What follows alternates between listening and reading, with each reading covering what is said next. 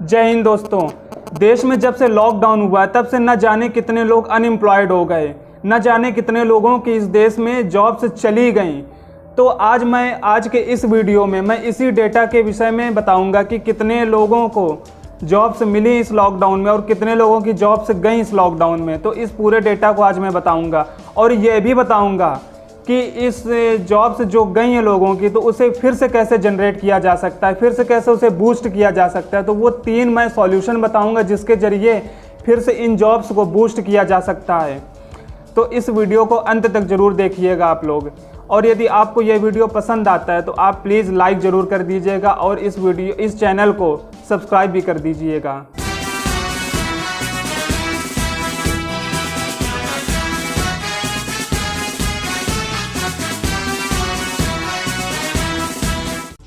देश में जब से लॉकडाउन हुआ तब से जॉब्स का ग्राफ लगातार गिरता चला गया। यदि लॉकडाउन से अभी तक की बात करें तो टोटल 18.9 करोड़ लोग जॉबलेस हो गए, मतलब इनकी जॉब्स चली गई 18.9 करोड़ लोगों की। ये डेटा CMIE ने रिलीज किया है, मतलब कि central for monetary Indian economy. इसने बताया है कि हर महीने कितने लोग जॉबलेस हुए और अनलॉक जब से हुआ तब से कितने लोगों को जॉब्स मिली। ये पूरा डेटा इस CMI ने बताया है। तो आइए जानते हैं इसमें क्या बताया गया है। अप्रैल के महीने में टोटल 17.7 मिलियन लोगों की जॉब्स गई हैं, मतलब कि 17.7 मिलियन लोग जॉबलेस हो गए, मतलब कि जो सैलरीड जॉब्स होती हैं वो जॉब्स गई हैं अप्रैल के महीने में। अब सैलरीड जॉब्स क्या होती हैं? सैलरीड जॉब्स उसे कहते हैं जिसे एक फिक्स सैलरी मिलती है, उसे सैलरीड जॉब्स कहते हैं। तो अप्रैल के महीने में इतने जॉब लॉस हुए। अब मई के महीने की बात करें तो मई के महीने में टोटल 0.1 मिलियन लोगों की जॉब्स गईं। और फिर जून के महीने में जब से लॉकडाउन हटना चालू हुआ, अनलॉक चालू हुआ, तो जब से अनलॉक चालू हुआ तो काफ़ी लोगों को जॉब्स मिली भी, जिसमें से 3.9 मिलियन लोगों को फिर से जॉब्स मिली। लेकिन जब जुलाई आया तो जुलाई में फिर से 5 मिलियन लोगों की जॉब्स चली गई। तो इस डेटा को यदि कैलकुलेट करें तो इसके अकॉर्डिंग मालूम चलता है कि टोटल 18.9 करोड़ लोग, मतलब 1.89 मिलियन लोग जॉबलेस हो। अब जब इतनी जॉब्स जा चुकी हैं तो इसे फिर से कैसे जनरेट किया जा सकता है। तो 23 अगस्त को इंडियन एक्सप्रेस ने एक बहुत ही अच्छा आर्टिकल लिखा। उसमें यह बताया कि how India can boost employment. उस पूरे आर्टिकल में 3 सॉल्यूशन बताए गए कि इंडिया किस तरह से फिर से इस एम्प्लॉयमेंट को बूस्ट कर सकता है, जनरेट कर सकता है। तो आइए इन तीनों सॉल्यूशन को जानते हैं। इसमें यह बताया गया कि जो 85% से ज़्यादा एम्प्लॉयमेंट है वो इनफॉर्मल सेक्टर में है और 15% एम्प्लॉयमेंट है वो फॉर्मल सेक्टर में है। अब इनफॉर्मल और फॉर्मल सेक्टर क्या होते हैं? तो फॉर्मल सेक्टर उसे कहते हैं जिसमें गवर्नमेंट और प्राइवेट दोनों जॉब्स आती हैं।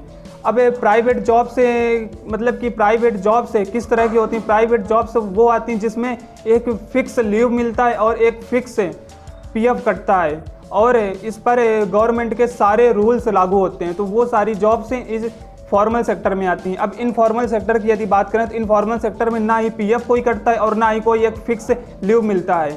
इनफॉर्मल सेक्टर की जॉब्स होती हैं जैसे कि हमने कोई एक एडिटर हायर कर लिया या फिर एक शॉपकीपर ने कोई एक लेबर रख लिया। तो इस तरह की जो जॉब्स होती हैं वो इनफॉर्मल सेक्टर में आती हैं। तो द इंडियन एक्सप्रेस के इस आर्टिकल में यह बताया गया कि इंडिया को यदि फिर से इन एम्प्लॉयमेंट को बूस्ट करना है तो इन तीन प्रॉब्लम्स पर सबसे पहले फोकस करना होगा। और जो ये कोविड का समय मिला है, कोविड के चलते जो समय मिला इसे वेस्ट नहीं करना चाहिए और इन 3 प्रॉब्लम्स पर सबसे ज़्यादा फोकस करना चाहिए और इसे सॉल्व करना चाहिए। वो 3 प्रॉब्लम्स ये हैं कि पहला लेबर रेगुलेशन, दूसरा living conditions for migrant labour in cities और तीसरा है the strength of our rural economy. यह 3 प्रॉब्लम्स हैं जिसे सॉल्व करने की बहुत ज़्यादा ज़रूरत है, तब ये फिर से एम्प्लॉयमेंट बूस्ट हो सकता है। अब ये तीनों हैं क्या? इन तीनों से किस तरह से जॉब से जनरेट किया जा सकता है, आइए जानते हैं एक एक करके। पहला देखते हैं लेबर रेगुलेशन। तो इसमें यह बताया गया कि जो फॉर्मल सेक्टर में 15% जो एम्प्लॉयमेंट है तो उसमें कोई फ्लेक्सिबिलिटी नहीं है, मतलब कि उसमें लेबर लॉस सबसे ज़्यादा देखने को मिलता है कि यदि किसी एम्प्लॉयर ने किसी लेबर को हायर कर रखा है अपने काम के लिए तो उसकी कोई फ्लेक्सिबिलिटी नहीं, उसको कब हटा दिया जाए तो इसका कोई गारंटी नहीं है। तो यह लेबर लॉस सबसे ज़्यादा इस फॉर्मल सेक्टर में। अब वहीं दूसरी ओर यदि इनफॉर्मल सेक्टर की बात करें जिसमें 85% एम्प्लॉयमेंट है तो उसमें फ्लेक्सिबिलिटी तो है और लेबर लॉस बिल्कुल भी नहीं है।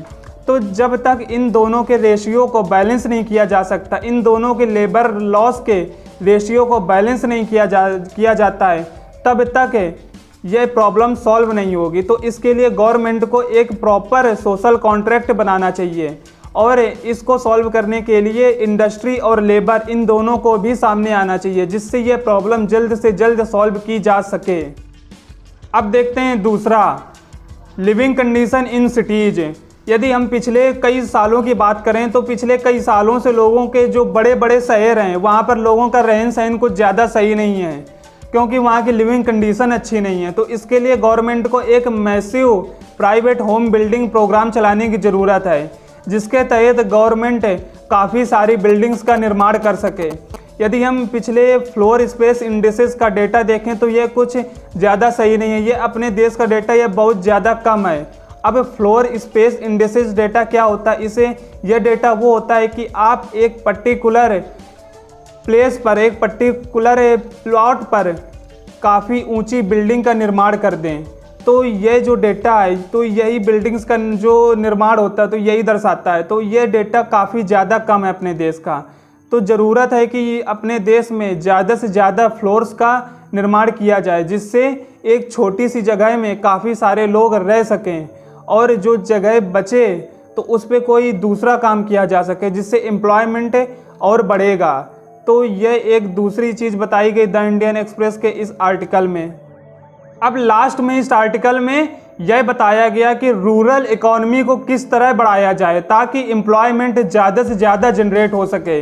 तो रूरल इकोनॉमी को बढ़ाने के लिए इसमें 3 चीज़ें बताई गई हैं। इसमें पहली चीज़ बताई गई वो यह कि हमें फार्मर की इनकम बढ़ाने की ज़रूरत है। हमें जो हमारे देश का जो किसान है उनकी इनकम बढ़ानी चाहिए, तब जा कर के हमारी रूरल इकोनॉमी बढ़ सकती है। अब इनकी इनकम कैसे बढ़ाई जा सकती है? इनकम बढ़ाने के लिए जो हमारे देश के किसान हैं उनको उन फसलों को करना चाहिए, उन क्रॉप्स को करना चाहिए जिससे इनकम सबसे ज़्यादा हो।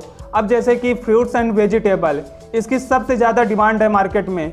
तो यदि किसान इनकी फसल करता है तो इससे इनकम भी सबसे ज़्यादा होगी किसान की, जिससे रूरल एरियाज़ की इकोनॉमी को लाभ पहुंच सकता है। अब इसमें दूसरी बात यह बताई गई कि जहां पर फसलें सबसे ज़्यादा होती हैं, फार्मिंग सबसे ज़्यादा है, वहां पर एग्रो प्रोसेसिंग प्लांट सेट करने की ज़रूरत है। अब ये क्या होता है? अब ये इस एग्रो प्रोसेसिंग प्लांट वो होता है कि जैसे कि किसान ने अपने खेत में आलू की खेती की और उसकी पैदावार अच्छी हुई, तो यदि पास में एग्रो प्रोसेसिंग का प्लांट होगा तो वो इन पोटैटोज को ख़रीद लेगा और इन पोटैटोज को डिफरेंट फॉर्म में चेंज करके बाहर एक्सपोर्ट कर देगा, जिससे वहाँ के जो किसान हैं उनको बाहर भी जाने की ज़रूरत नहीं है। और यदि पास में एग्रो प्रोसेसिंग का प्लांट होगा तो वहाँ पर एम्प्लॉयमेंट भी जनरेट होगा।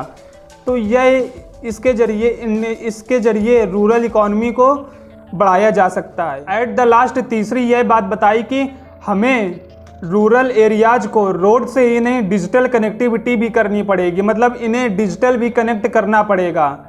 तो ये 3 बातें बताई जिसके ज़रिए हम रूरल इकॉनमी को बूस्ट कर सकते हैं, इंक्रीज़ कर सकते हैं। और इसके पहले हमने 2-3 चीज़ें पूरी वो बताई जिसके ज़रिए एम्प्लॉयमेंट जनरेट किया जा सकता है। और जो तीसरा रीजन था रूरल एरियाज़ के जो इकोनॉमी उसको बढ़ाने का, तो यदि रूरल एरियाज़ की इकोनॉमी बढ़ेगी तो इससे एम्प्लॉयमेंट भी जनरेट होगा।